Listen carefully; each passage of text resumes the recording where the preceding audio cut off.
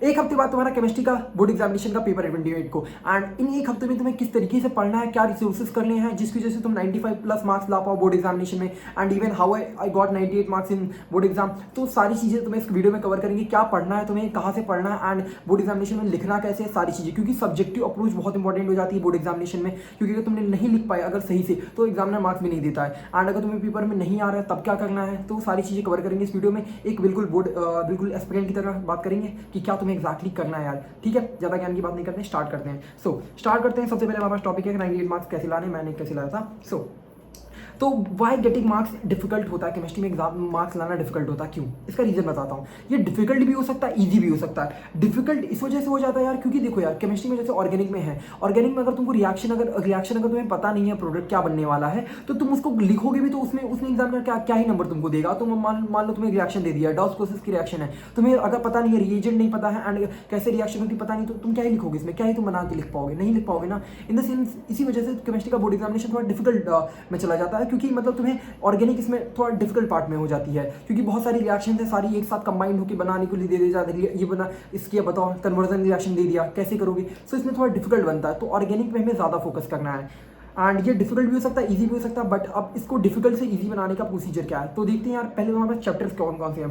तो basically you have 10 chapters and इनके कितने मार्क्स डिस्ट्रीब्यूशन तुम्हारे पास हैं, कि सॉल्यूशन के कितने मार्क्स है इलेक्ट्रोकेमिस्ट्री में। तो तुम्हारे पास देख सकते हो 3 फिजिकल केमिस्ट्री के बेसिक चैप्टर हैं, 3 फिजिकल का है एंड तुम्हारे पास 2 इनऑर्गेनिक का है, एंड तुम्हारे पास ये 5 कुछ ऑर्गेनिक के चैप्टर्स हैं। तो इनको देखो यार, सबसे पहले हम लोग किस चीज़ पे फोकस करने वाले हैं, जो कि तुम्हें फोकस करना है स्टार्टिंग के डेज ही है तुम्हारे first second third. I am talking about कि 21 22 23। आई होप तुम इसको वीडियो को 21 को देख रहे होगे। तो स्टार्टिंग के 3 दिन में तुम अप्रोच करने की कोशिश करो कि फिजिकल केमिस्ट्री को तुम करने की कोशिश करोगे। सबसे पहले फिजिकल केमिस्ट्री पे तुम्हारा स्टार्टिंग में होना चाहिए, क्योंकि फिजिकल केमिस्ट्री तुम स्टार्टिंग में करने की कोशिश करोगे तो क्योंकि आसान है। तुम अगर इसको कर लोगे, तुम्हारे मार्क्स ऑलरेडी ये मार्क्स बन चुके हैं। ऑर्गेनिक थोड़ा टफ पार्ट में जाएगा तो तुम्हें दिक्कत होगी कि कर नहीं पा रहे होगे। तो स्टार्ट तुम पहले करो कि तुम पहले स्टार्ट करने की कोशिश करो फिजिकल से, एंड फिजिकल से स्टार्ट करना है तुमको। फिजिकल के स्टार्टिंग के 3 दिन में तुम फिजिकल करने की कोशिश करो। बेसिक क्या क्या है चैप्टर में, जो भी फॉर्मुलेज हैं, फॉर्मुलेज कहाँ से, मतलब जो भी फॉर्मुलेज हैं बेसिक अगर तुमने पढ़ा नहीं है तो लेक्चर देख लो, कोई वन शॉट जिसमें 2-3 घंटे में अगर चैप्टर को पढ़ाया गया वो देख लो।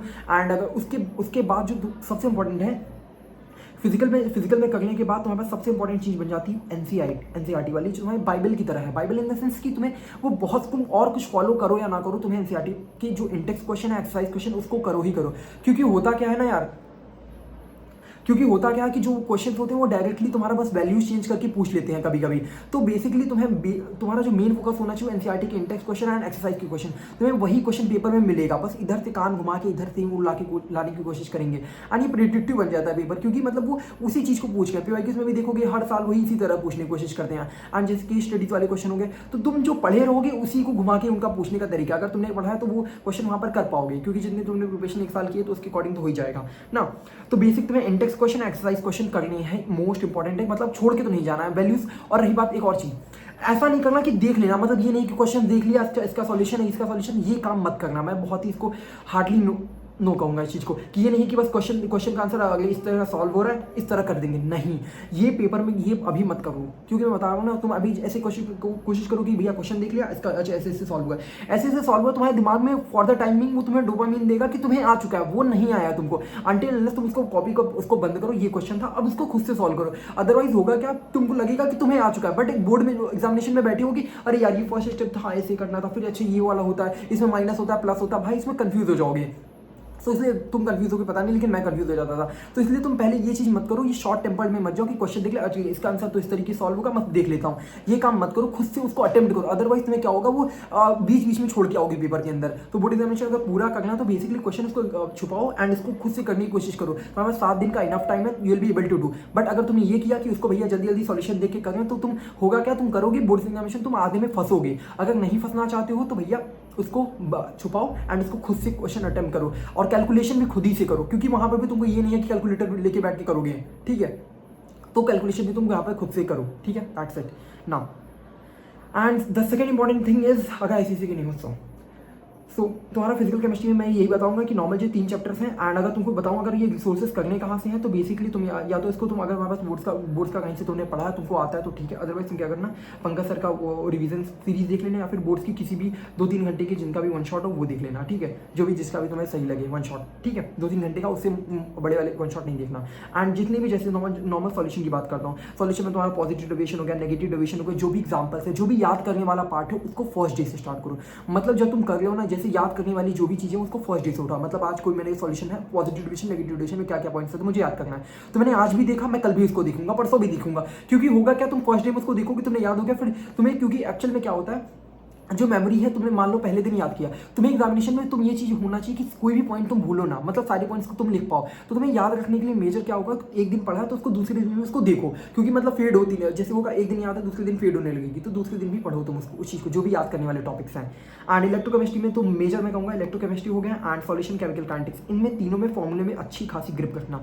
फॉर्मूले में ग्रिप रखने का इन द सेंस कि न्यूमेरिकल इससे बनेगा, न्यूमेरिकल बनने वाला है, तो न्यूमेरिकल जब बनेगा तो इलेक्ट्रोकेमिस्ट्री में तो साइन का है, साइन का इशू जो भी है, तो बेसिक तुम्हारा क्या फॉर्मूले में क्या कौन सा फॉर्मूला कहाँ लगाना है, नेगेटिव पॉजिटिव से लेके हर एक चीज़ दिमाग में रखे रहो, एंड उसके क्वेश्चन जरूर सॉल्व करके जाओ, ठीक है। Now coming the inorganic portion यार, अब इनऑर्गेनिक पोर्शन में तुम्हारे पास P block most of the portion इन्होंने हटा ही दिया है, एंड डीएनएफ ब्लॉक और कोऑर्डिनेशन कंपाउंड तुम्हारे पास 2 बखे हैं ना।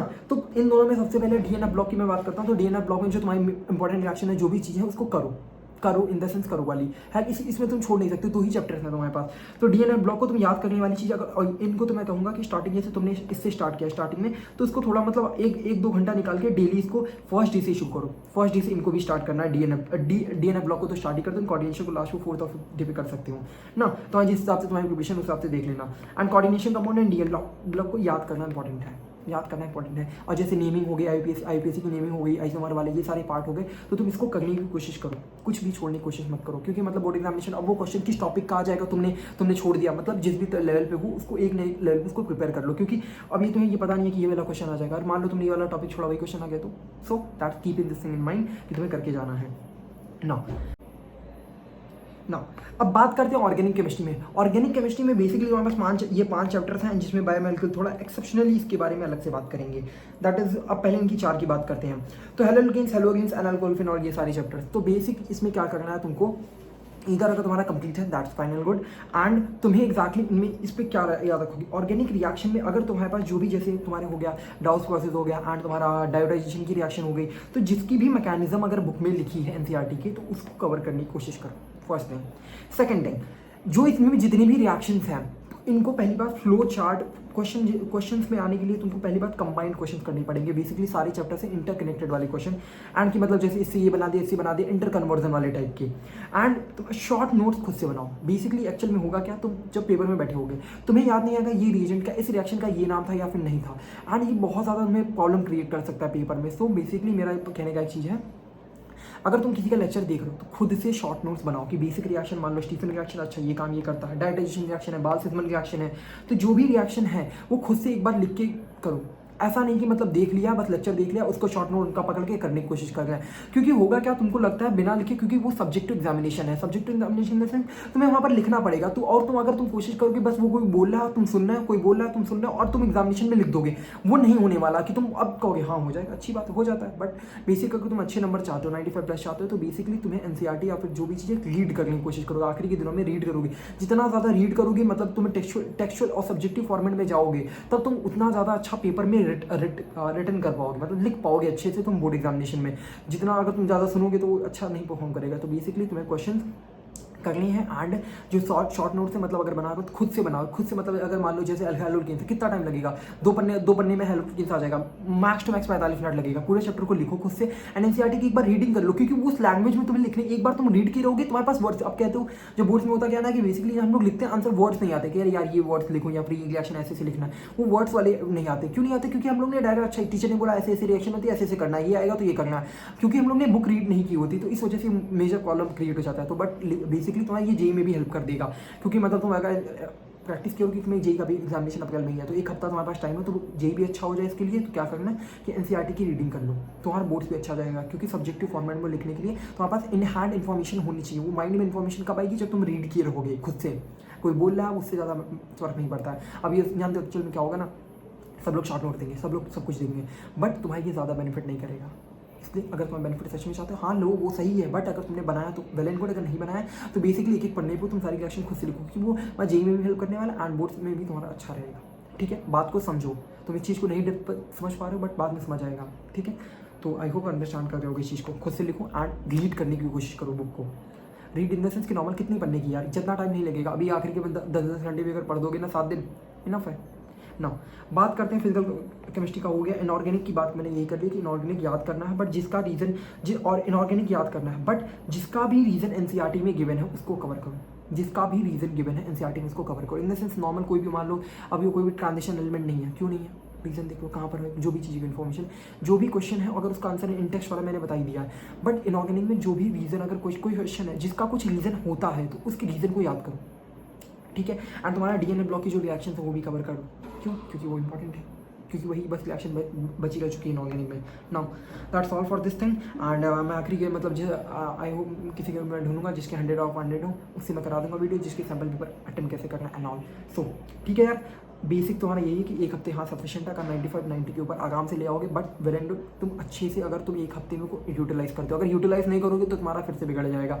एंड इवन से फिजिक्स का देख के आओगे कि तुम्हें लगा अगर आखिरी के दिन में आके नहीं पढ़ा ना, तो बेसिकली तुम्हारा टाइम सफिशिएंट। तुम्हें बोर्ड का देख के आओगे ना फिजिक्स का पेपर, तुम्हें लग रहा होगा अच्छा था यार, कर सकते तो और ज़्यादा नंबर ला सकते, ये गलती नहीं होनी चाहिए। तो फिजिक्स वाले पेपर से सीख लो, केमिस्ट्री अप्लाई कर दो।